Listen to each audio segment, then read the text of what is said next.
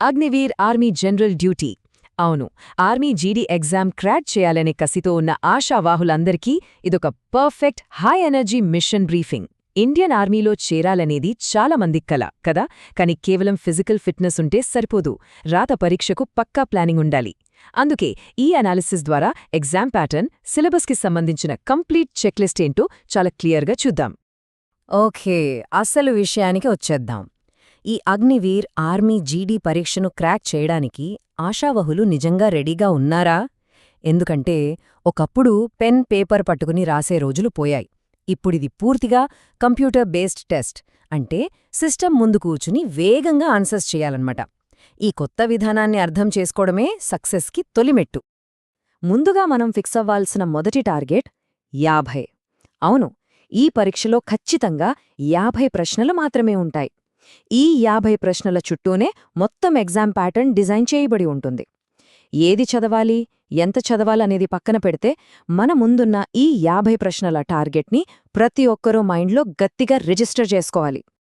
అలాగే ఇక్కడ్నుంచి ఇంకో స్టెప్ ముందుకు వెళ్తే, ఈ 50 ప్రశ్నలకు గాను మొత్తం 100 మార్కులు కేటాయించారు. అంటే సింపుల్ లాజిక్, ప్రతి ప్రశ్న మన స్కోర్ని డబుల్ చేస్తుందన్నమాట. 100 మార్కులనగానే కాస్త పెద్ద టార్గెట్లా అనిపించొచ్చు, కానీ సరైన స్ట్రాటజీ ఉంటే దీన్ని ఈజీగానే రీచ్ అవ్వచ్చు. ఈ చెక్లిస్ట్లో అత్యంత క్రిటికల్ పాయింట్ ఏంటో తెలుసా? టైం. ఈ 50 ప్రశ్నలను సాల్వ్ చేసి ఆ 100 మార్కులు సాధించడానికి ఆశావహులకు ఉండే సమయం కేవలం 60 నిమిషాలు మాత్రమే. గడియారముళ్ళు స్పీడ్గా పరిగెడుతూనే ఉంటుంది. ఒక్కో ప్రశ్నకి దాదాపు 1 నిమిషం మాత్రమే టైం దొరుకుతుంది. అంటే ఇక్కడ కేవలం నాలెడ్జ్ ఉండటమే కాదు, దాని అంతే వేగంగా అప్లై చేయడం కూడా రావాలన్నమాట. సో ఇక్కడ మనం ముఖ్యంగా గుర్తుంచుకోవాల్సిన పాయింటేంటంటే స్కోరింగ్ రూల్స్.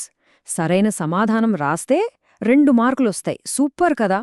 కానీ ఏమాత్రం నిర్లక్ష్యంగా వ్యవహరించి తప్పు ఆన్సర్ పెడితే మాత్రం ప్రతి తప్పుకి 0.5 మార్క్స్ కట్ అవుతాయి. ఇదే నెగటివ్ మార్కింగ్. సింపుల్గా చెప్పాలంటే ఇది ఎగ్జామ్లో దాగి ఉన్న ల్యాండ్ మైన్ లాంటిది. ఇక్కడ గుడ్డిగా గెస్ చేయడానికి అస్సలు ఛాన్స్ లేదు. ఆన్సర్ పక్కాగా తెలిస్తేనే అటెంప్ట్ చేయాలి, లేదంటే స్కిప్ చేయడం బెస్ట్. ఇప్పుడు అసలు ఈ సిలబస్ బ్రేకప్ ఎలా ఉందో చూద్దాం. ఇది చాలా ఆసక్తికరంగా ఉంటుంది. ఆ 50 ప్రశ్నలు ఎక్కడ్నుంచొస్తాయంటే, జనరల్ నాలెడ్జ్ నుంచి 15, జనరల్ సైన్స్ నుంచి 15, అలాగే మ్యాథ్స్ నుంచి మరో 15 ప్రశ్నలు వస్తాయి. ఈ 3 సబ్జెక్టులే ఏకంగా 45 ప్రశ్నలను కవర్ చేస్తాయి. ఇక మిగిలిన 5 ప్రశ్నలు లాజికల్ రీజనింగ్ నుంచి అడుగుతారు. దీన్ని బట్టి ఏ ఒక్క సబ్జెక్ట్ను లైట్ తీసుకోకూడదని, అన్నింటిపైనా పక్కా గ్రిప్ సంపాదించాలని క్లియర్గా అర్థమవుతోంది కదా. ఇదంతా చూశాక మనకు అర్థమయ్యే లాజిక్ ఒక్కటే. Complete exam pattern, time, marks అన్నీ క్లియర్గా తెలిసాయి. మరి మన నెక్స్ట్ మూవ్ ఏంటి? ప్రిపరేషన్ను రేపటికి వాయిదా వెయ్యకుండా ఈరోజే, ఇప్పుడే స్టార్ట్ చేయాలి. రోజూ క్రమం తప్పకుండా మాక్ టెస్టులు రాయడం ద్వారా మాత్రమే ఆ 60 నిమిషాల టైం మేనేజ్మెంట్ అలవాటవుతుంది. నెగటివ్ మార్కింగ్ నుంచి తప్పించుకునే ఖచ్చితత్వం వస్తుంది. ఫ్యూచర్లో ఇలాంటి మరిన్ని విశ్లేషణల కోసం ఈ పాయింట్స్ని మైండ్లో సేవ్ చేసుకోండి. జై హింద్. దేశ సేవ చెయ్యాలనే స్ఫూర్తిని నింపే పవర్ఫుల్ నినాదమిది. ఈ మాటతోనే మనం ఆలోచించాల్సిన ఒక ఆఖరి ప్రశ్న మిగిలియుంది. అగ్నివీర్ ఆర్మీ జీడీ టార్గెట్ని రీచ్ అవ్వడానికి మీ దినచర్యలో ఆ సైనిక క్రమశిక్షణను ఈ క్షణం నుంచే అలవర్చుకోవడానికి ఆశావహులు నిజంగా సిద్ధంగా ఉన్నారా? ఆన్సర్ ఖచ్చితంగా అవును అయితే సక్సెస్ మీదే.